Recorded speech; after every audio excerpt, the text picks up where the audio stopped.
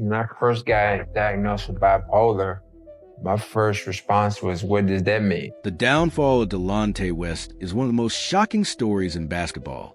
From hitting clutch playoff shots alongside LeBron James to being discovered unconscious on the side of the road, needing multiple doses of Narcan just to stay alive at a journey that begins with prayer on a hospital floor. This is a story of a kid who turned pain into performance. It's the kind of story the internet constantly consumes. A man who once had everything, stood next to the biggest name in basketball, earned millions, and by every modern definition of success, had made it. Then slowly, piece by piece, everything unraveled. But before diving into the collapse, and it is as brutal as it gets, you have to understand where he came from, because his story doesn't begin with viral clips or mugshots. It starts with a kid from Prince George's County, Maryland, who leaned on basketball the same way others rely on therapy, music, or distractions just to cope.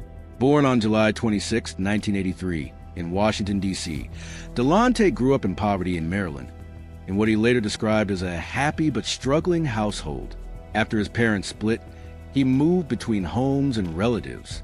His mother worked multiple low-paying jobs, from government work to bagging groceries to working as a hotel receptionist just to keep things afloat. But the struggle went deeper than finances. Delonte, who is a mixed heritage, stood out in ways that made him a constant target. His appearance, light skin, reddish hair, along with features like his ears, a mole, and even a speech issue, made him the focus of relentless bullying. This wasn't harmless teasing, it cut deep, shaping how he saw himself. Later in life, he would say that self-hatred, more than any diagnosis, was the real battle he faced. Still, he found an outlet: basketball. The court became his escape, the one place where the noise disappeared and the pain turned into something meaningful. Then came a setback. Around 8th grade, a leg injury took him off the court. He stopped attending school, and with his mother overwhelmed, he was sent to live with his father in rural Virginia. That moment marked the beginning of a downward spiral. He began self-harming, abusing prescription medication, and cycling through hospitals. As a teenager, he made multiple suicide attempts. In one of his darkest moments, inside a hospital in Maryland, he was ready to give up, but instead, he dropped to his knees and prayed. He made a promise. If he survived and made it to the NBA, he would dedicate it to God. Somehow, basketball pulled him back. Years later, looking back, he tried to downplay part of that period, calling it a cry for attention. But the pain was real. The scars were real.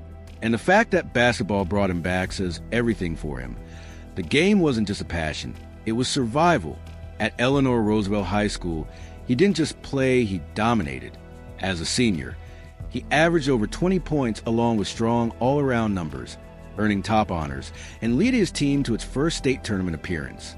Then came St. Joseph's University, where his story took another leap.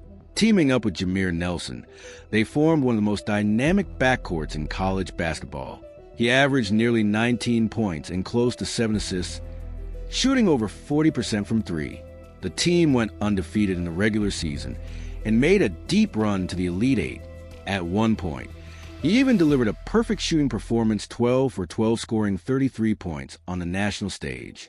Just years removed from hospital rooms and personal battles, he was now dominating under the brightest lights. That wasn't just talent, that was resilience turning into greatness. In the 2004 NBA draft, the Boston Celtics selected him with the 24th overall pick. Just like that, the kid who once prayed on a hospital floor had made it to the league, learning early on from veterans like Gary Payton under Coach Doc Rivers. And after refusing medical treatment, he was taken into custody for his own safety due to severe intoxication. Then came December 2025, one of the most heartbreaking moments in this entire story. Delonte was arrested again, this time accused of assaulting and robbing a man for just $23 on Richmond Highway in Belhaven, Virginia. $23, a man who once earned millions in the NBA, now allegedly involved in something so small, yet so devastating. He was later released on a $1,000 bond, with a court date set for March 2026. His attorney described the situation as a possible turning point, a moment that could force real change. That moment, just a random person recognizing a former NBA player on the street and asking how he's doing captures something deeper than stats or arrest records ever could. It reminds you that this is I had one of the best experiences a rookie can have. Gary Payton on my team, Paul Pierce, Doc Rivers coaching. Cuban summed up the reality of mental illness and addiction with the kind of bluntness that only comes from watching someone you care about destroy themselves repeatedly. Mental illness is real. It is real, and you just don't wish it away. You don't just rehab it away. That final point is the one everyone needs to really sit with. This isn't something you can simply fix through rehab alone. You can spend money, send someone across the country, give them opportunities, stability, and support, but in the end, they still have to want it badly enough to fight through the darkest parts of their own mind. And Delonte West has been in a constant battle. The arrests didn't stop, they kept happening. Each one more troubling than the last. In October 2022, he was taken into custody after attempting to get into someone else's vehicle in Fairfax County, Virginia, facing multiple misdemeanor charges, including trespassing and public intoxication. By June 2024, the situation had become far more serious. He was arrested again for violating release conditions and resisting arrest after a short foot chase. During that incident, he was found unresponsive and had to be revived with Narcan. The first dose didn't work, and he had to be rushed to a hospital where a second dose finally brought him back. That wasn't just a close call, it was a life or death moment. A situation where medication designed to reverse opioid effects had to be used twice just to save him. In November 2024, there was yet another trespassing arrest. Then in November 2025, police discovered him unconscious and not breathing on the side of a road in Fairfax County. He was given Narcan again. My dog, Delonte. How you doing, my brother? That moment, just a random person recognizing a former NBA player on the street and asking how he's doing captures something deeper than stats or arrest records ever could. It reminds you that this is a real person. Someone's father, someone's son, someone's teammate. But this is where the story truly lands. Not on the arrests, not on the viral moments, not on the mugshots, but on something far more meaningful. Because Delonte West, at 42 years old, we out here in Florida. Uber just pulled up Cadillac. We out here with Wellness and Fitness Performance, Dr. Belly. He looked healthier than he'd looked in years. Present, aware. Focused. It got me right and tight. You know what I'm saying? Today I'm 100 days sober. You see they got me right. See, I'm out here right tight. 100 days sober. That's the longest stretch of sobriety Delonte West has reportedly achieved in years. And sure, we've seen moments like this before: the hope, the comeback narrative, the cautious optimism. Maybe this time it holds, maybe it doesn't. But right now, at 42 years old, the same kid who once prayed on a hospital floor in Maryland is still in the fight. And his story isn't isolated. It's part of a much bigger and more uncomfortable conversation about what happens to athletes when the spotlight fades and the arena empties. Players like Kevin Love opened up about mental health after experiencing a panic attack during a game in 2018, later sharing his story publicly and helping break the stigma. DeMar DeRozan sparked a powerful movement with a simple but honest admission about his struggles with depression.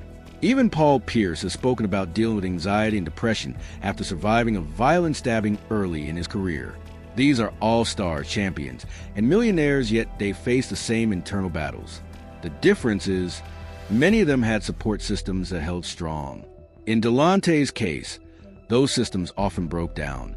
Former coach John Lucas, too, once suggested that a significant number of NBA players may struggle with conditions like bipolar disorder, and while treatment can be life-saving, the culture around the league for years made it difficult to seek help without being judged or labeled. Delonte was ahead of his time. Back in 2008, he spoke openly about his struggles before conversations around mental health were widely accepted. Instead of support, that honesty often brought criticism and, in many ways, made things harder. He showed vulnerability in an environment that wasn't ready to accept it, and the system didn't respond kindly. Yet, that same resilience has always been part of who he is. It's what carried him through hospital rooms as a teenager. It's what pushed him from print. There's so much attached to my name, but I just want to show the world, I want to show the NBA how much of a better player and person I am. He's still showing up. That's not tragic. That's a fighter. Thanks for watching. Subscribe and click the bell icon for more content.